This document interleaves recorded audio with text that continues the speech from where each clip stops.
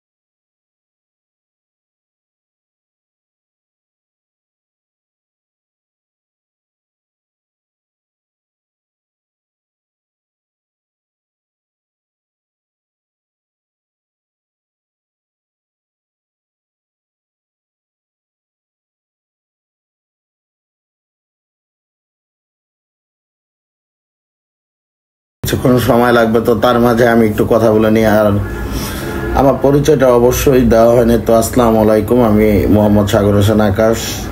So আমি নতুন blog করতেছি ফার্স্ট টাইম, তো প্লিজ সবাই আমাকে একটু সাপোর্ট করবেন। আর এত সুন্দর ওয়েদার, বাড়িটা অনেক সুন্দর না, তার জন্য আর কথা বলে কথা বলে থাকতে পারলাম না। তো আমার যদি কোনো ভুল টুটি হয় ক্ষমা করে দেবেন, কারণ আমি তেমন একটা কথা বলতে পারি না। আর এই ফার্স্ট টাইম ব্লগ, তো তার জন্য একটু কনফিউশনে আছি। তো এখন আমরা ওভারটেক করে যাব, ওভারটেক করে ফেললাম, যেতে যেতে সামনের দিক যাচ্ছি। ইস, কত সুন্দর মনোরম পরিবেশ গ্রামের। কবে যে এরকম গ্রামে একটা বাড়ি করে নিব। ঢাকায় থাকতে থাকতে একেবারে বিরক্ত হয়ে যাচ্ছি। কবে যে গ্রামে চলে আসব। গ্রামে মাটি ছেড়ে আজ চলে যেতে ইচ্ছে করতেছে না, কিন্তু কিছু করার নেই। কর্মক্ষেত্রে ঢাকাতে যেতেই হবে, কিন্তু আজকে কারফিউর ভিতরে অনেক কষ্ট করে ঢাকা যাচ্ছি। তো যেতে যেতে আপনাদের সাথে কিছু সুন্দর মুহূর্ত শেয়ার করছি। তো আশা করি সবারই ভালো লাগবে গ্রামের মনোমুগ্ধকর পরিবেশ দেখতে। তো যেতে যেতে অনেক কিছু দেখব আরো। তো এখন তো যাচ্ছি, রোদ তো শেষ হচ্ছে না। শিলাচড়া কত দূর, মেবি কাছাকাছি চলে আসছি কিনা। না না, এখন আর একটু বাকি আছে। এখন এখান থেকে পার হয়ে যাচ্ছি। ইস, গ্রামে মানুষগুলো কত ভালো, কত শান্তিতে আছে। আর আমরা ঢাকায় যারা থাকি তাদের কথা কি বলবো, মানে এক প্রকারে রোবট। আমরা রোবট না হলে এইভাবে ঢাকা সিটিতে থাকতে পারি, কারণ গ্রামে সুন্দর পরিবেশে সবাই থাকে, আর আমরা থাকি ঢাকার ভিতরে। এইগুলা কারা আসতেছে গো? ঘুরতে বের হয়েছে, দেখে ফেলেছি মজা নিলাম একটু, কেউ রাগ করবেন না আর কি। ভালো লাগে আর কি গ্রামের পরিবেশ, সবার সাথে মজা হাসি ঠাট্টা করতে। কারণ ঢাকা সিটিতে তো আমরা এইগুলা করার টাইম পাই না। টাইম পাবো কিভাবে? আমাদের যে কাজ করতে করতে দিন চলে যায়, সকালবেলা বের হয়ে আর সন্ধ্যাবেলা আসি। তো ঢাকা সিটিতে এমনিতে যে জ্যাম জট, তার মাঝে অনেক কষ্ট করে কাজ কাম করতে হয়। হ্যাঁ, ভ্যানে করে ঘোরাঘুরি, এই যে হাঁটা। আচ্ছা গাইস, আপনাদের কাছে আমার একটা প্রশ্ন। শুনলাম গ্রামে নাকি হেঁটে খালি পায়ে হেঁটে গেলে নাকি ভালো। আমরা কি এখন শিলাচর চলে আসছি? শিলাচর পার হয়ে এখন আমরা আছি ঢাকা মাওয়া হাইওয়ে এক্সপ্রেসে, বঙ্গবন্ধু এক্সপ্রেস যাকে বলে। তো সরি গাইস, মাঝখানে অনেক কিছু মিস্টেক হয়ে গেছে, মানে সেনাবাহিনীর কারণে তো ভিডিও দিতে পারি নাই, সরি। আর আমরা এখন আছি সিএনজিতে, ঢাকা মাওয়া হাইওয়েতে। তো যাচ্ছি এখন আমরা নাওডোবা, এখানে কোথাও গাড়ি নেই, এখন সিএনজিতে যাচ্ছে শিলাচর থেকে। যেতে যেতে আপনাদের একটু ভিডিও শেয়ার করতেছি। তা জানি না আমার ভয়েস কেমন, বা আমি কথা বলতে পারি কিনা তেমন। আমি জানি আমি ফার্স্ট টাইম, তো আসলে সবারই এরকম হয়। তো সবাই ক্ষমার দৃষ্টিতে দেখবেন। এখন নারোবা দিকে যাচ্ছি, যেতে যেতে দেখি কত দূর যাওয়া যায়। আর ভালো লাগে আমার গ্রামের পরিবেশটা, যে এরকম পরিবেশ আপনারা কোথায় পাবেন বলেন? একমাত্র গ্রাম ছাড়া পাওয়া যায় না। এই ঢাকা সিটি হলো একটা, মানে কি বলবো, অদ্ভুত একটা জায়গা। ভালো মানুষ আসলেও অসুস্থ হয়ে যায়। দেখেছেন গ্রাম দেশের পরিবেশ। তো আমরা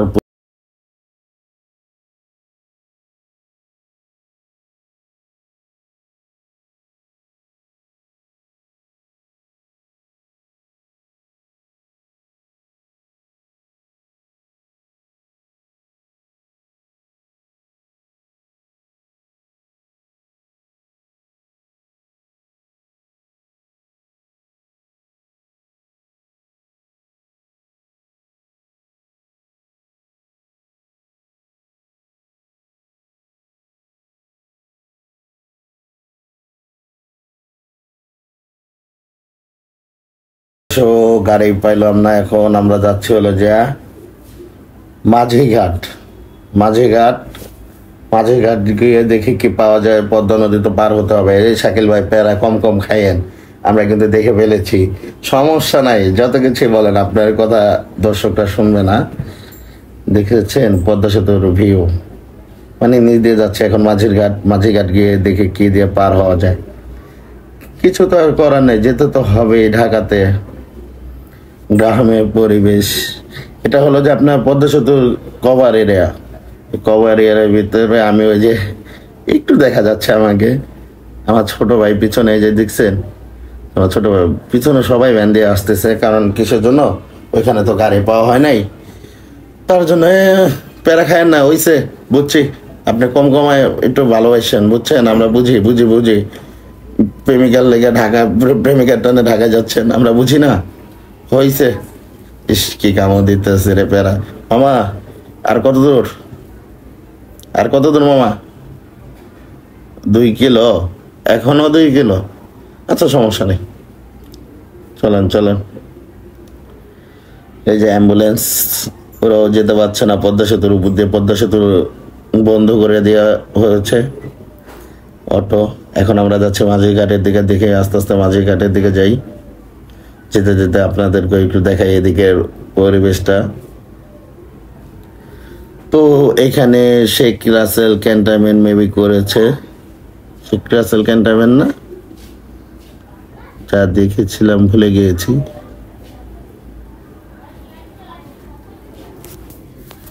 তো ওইদিকে পরিবেশটা দেখেছেন কত সুন্দর, মানে এইসব ওয়েদার দেখলে আর ভালো লাগে না, মনে চায় সারা জীবন গ্রামে থেকে যাই। কিন্তু কর্মক্ষেত্রে তো যেতেই হবে, কিছু করার নেই, এটা সবার ক্ষেত্রেই।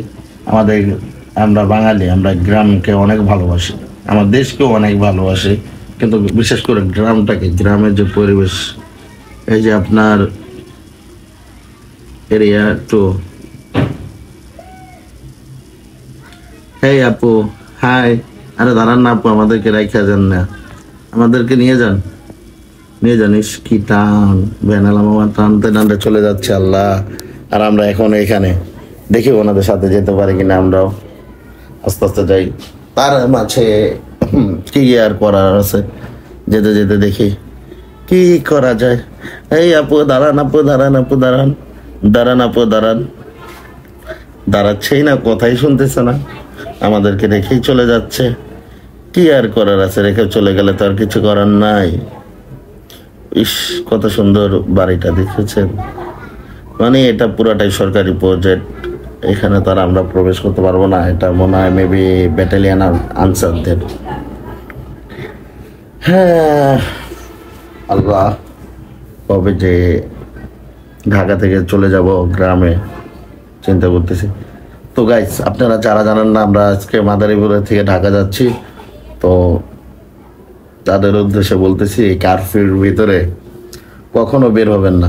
5টা গাড়ি অলরেডি চেঞ্জ করা হয়েছে। এই কারফিউর ভিতরে কখনো কেউ কোথাও যেতে যাবেন না, তাহলে দেখবেন যে বিপদে পড়ে যাবেন। কারণ এই কারফিউর ভিতরে যাওয়া মানে নিজের বিপদ নিজেকে কাছে টেনে আনা। গ্রাম দেশে যে আচ্ছা, আর একটা ছোটখাটো মিউজিক শোনেন, শুনতে শুনতে আমি একটু ঘুরে আসি।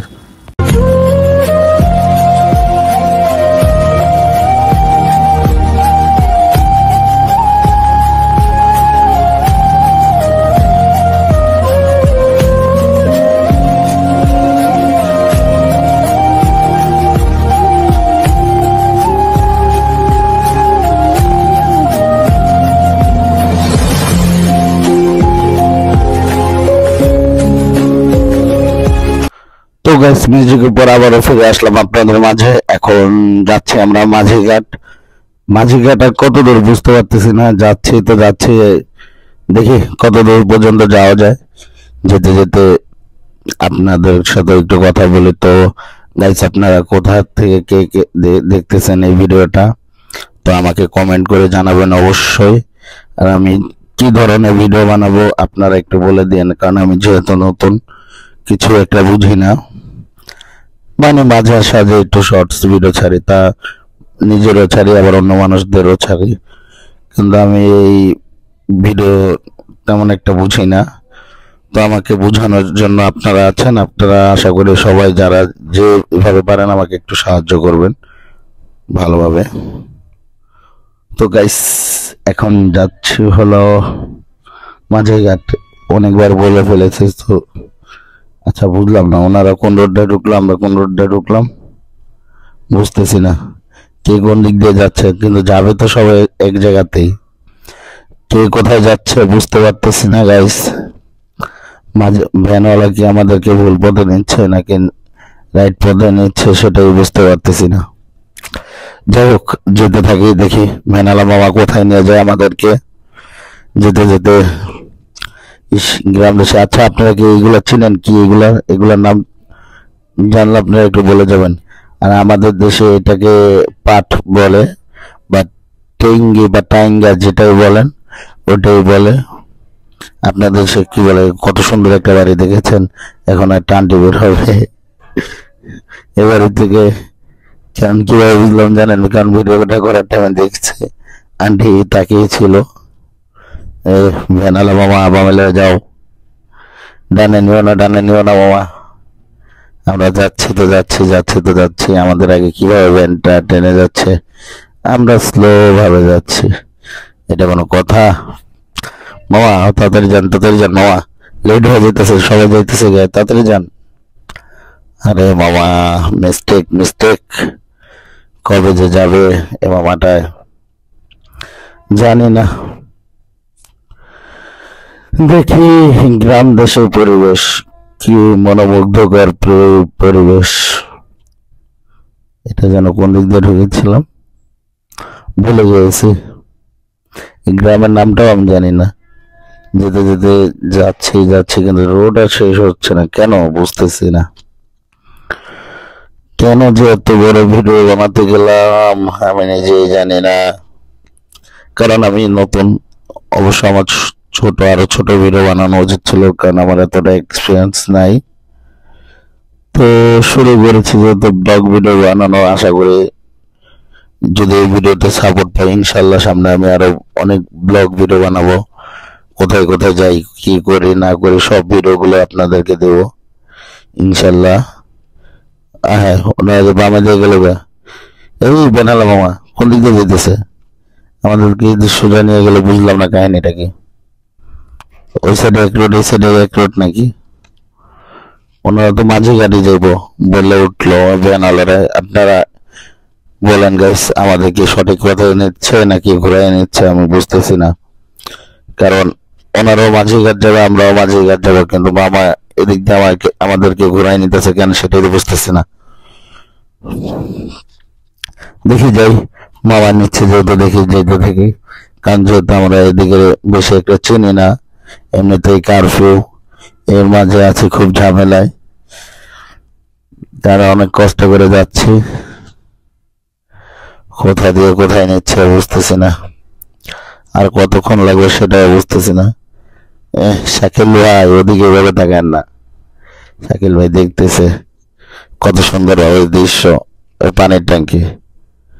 এটা একটা মাঠ মেবি, মাদ্রাসার সামনে এখানে একটা মাদ্রাসা, পাট, কত পাট, মেস্তা। গ্রাম দেশে বাড়িগুলো খুব সুন্দর, টিনের, বৃষ্টি হলে তো আরো ভালো লাগে, সবাই একসাথে বসে আড্ডা মারতেছে, দেখছেন আপনারা কত সুন্দর ভাবে। আর আমাদের ঢাকাতে এক জায়গায় দুজন দাঁড়ালো নিয়ে যায় শাকিল ভাই। হ্যাঁ শাকিল ভাই চুপচাপ। মামা আপনার গায়ে তো সব বাতাস লিতেছে, নামগুলো একটু বাতাস দেন। সামনে কারা এগুলা, এগুলা সামনে কারা? খালারা ভাইয়েরা সবাই এখানে হাঁটাহাঁটি করতেছে। ও এই গ্রামের অঞ্চলে কত সুন্দর সুন্দর এখন বাড়ি, কত ডেভেলপ হয়ে গেছে এই গ্রামটা। আর আগে টিন সেট ছাড়া কোনো বাড়ি থাকতো না। আসলে সত্যি কথা বলতে কি এখানে মানুষটা নাকি বেশিরভাগ বিদেশে থাকে, এই কারণে এখানকার সবকিছু ডেভেলপ। অবশ্য আমাদের বাংলাদেশ অনেক এগিয়ে গিয়েছে আগে থেকে। আগে তো অনেকে অনেক কিছু করতো, কিন্তু এখন অনেক এগিয়ে গিয়েছে। ইট এনে রাখছে, দেখছেন কিভাবে বিল্ডিং বানাবে, হাজার হাজার ইট, কত সুন্দর। দুই সাইডে গাছপালা, সবুজ শ্যামল দেশ। এখান থেকে সোজা যাবে না বাবা যাবে?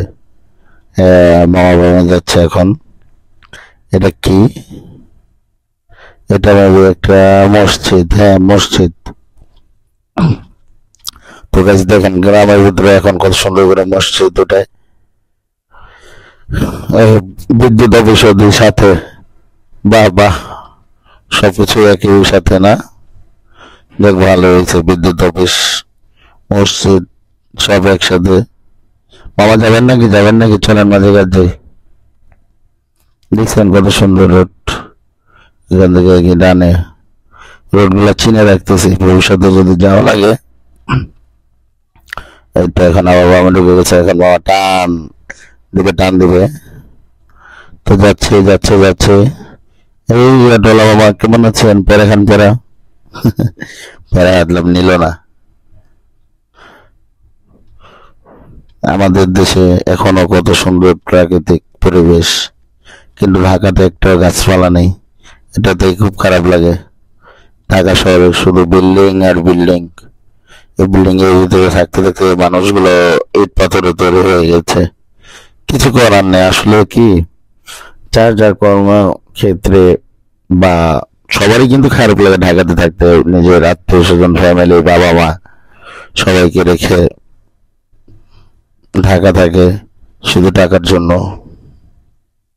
ওনারা হেঁটে হেঁটে যাচ্ছে। সবাই কি মাঝিঘাট যেতেছে নাকি বুঝতেছি না। আচ্ছা যাই হোক, সামনে গেলে বোঝা যাবে সবাই কোথায় যাচ্ছে। তো আমরাও যাচ্ছি, যেতে যেতে দেখতেছি রোডের অবস্থা। বাহ কত সুন্দর।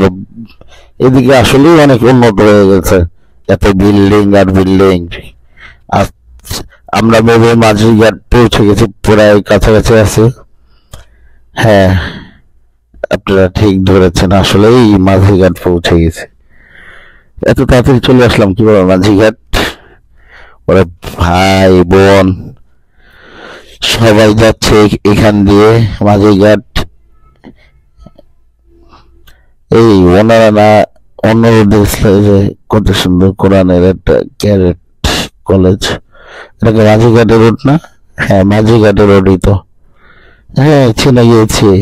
এখন বামে যাচ্ছে মামায়, আমাদের ভাবে এখানে নামিয়ে দেবে যত যত সম্ভব এখানে নামিয়ে দেবে। আচ্ছা যাই হোক, যাই সামনে। এটা মাঝিঘাট বাজার না মামা? এটা কি মাঝিঘাট বাজার না? হ্যাঁ এটা মাঝিঘাট বাজার।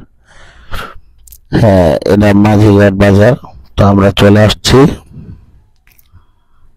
মাঝির ঘাট। কোথায় আমাদেরকে নামায় দেখি? ওই তো দেখা যাচ্ছে পদ্মা নদী। চলে আসছি। পদ্মা নদীর ঢেউ। এই পদ্মা নদীতে কত মানুষের প্রাণ হারিয়েছে উত্তাল ঢেউ। এই শাকিল ভাই, কত সুন্দর একটা মসজিদ দেখছেন?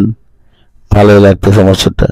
এখন আমরা ট্রলারের ঘাটে আসছি, ট্রলারে উঠেছি, কিন্তু ট্রলার ছাড়তেছে না। 50 টাকা ভাড়া, 150 টাকা করে নিচ্ছে ট্রলার মামা।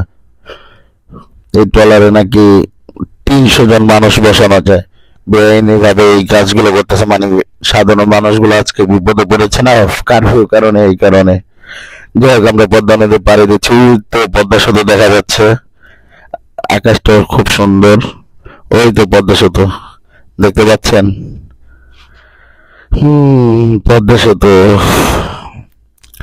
কত সুন্দর পরিবেশ, ভালোই লাগতেছে পদ্মা সেতুতে। আর সব থেকে বড় কথা হলো পদ্মা নদীর যে ঢেউগুলা না, ঢেউগুলার সময় অনেক ভয় লাগে। আমরা যাচ্ছি এখন পদ্মা নদী পাড়ি দিচ্ছি। তো পাড়ি দিতে দিতে দেখতেছি অনেক ভাইয়া দাঁড়ায় আছে, অনেকে বসে আছে। এই যে এটা হলো পদ্মা নদীর মাঝে একটা চরটা খুব সুন্দর, দেখলে আপনাদেরও মন ভরে যাবে। ওই যে বাম পাশে চর, ওই যে পদ্মা সেতু ব্রিজ দেখা যাচ্ছে, দেখছেন? পদ্মা সেতু নাকি কেউ দেখে না সহজে, সবাই নাকি পদ্মার উপর দিয়ে শুধু চলেই যায়, এরকম ভাবে দেখতে পারে না। দেখেন কত সুন্দর একটা ভিউ চরের ভিতরে পদ্মা নদীর ভিতরে সুন্দর একটা ভিউ। দেখ, পদ্মা নদীর ভিতরে অনেক ঢেউ ছিল, আর ভিডিও করতে পারি না, তার জন্য সরি। এখন আমরা মাওয়া চলে আসছি। মাওয়া এসে মানে ওইখানে মাওয়া ঘাটে দাঁড়াতে পারিনি, ওখান দিয়ে সেনাবাহিনী পুলিশ সবাই ধাওয়া দিয়েছে। তো এই কারণে অন্যদিক দিয়ে বেরো এখন আমরা সিএনজিতে উঠেছি, এইখানে এসে সিএনজি দিয়ে যাচ্ছি ঢাকার উদ্দেশ্যে। ঢাকা মাওয়া হাইওয়ে এক্সপ্রেসে আছি। এখন দেখি ঢাকার উদ্দেশ্যে কতদূর যেতে পারি। তো আপনারা উপভোগ করুন আর দেখুন ঢাকা মাওয়া হাইওয়ে এক্সপ্রেসে আর আচ্ছা, আপনারা দেখেন, আমি একটা গান শুনি।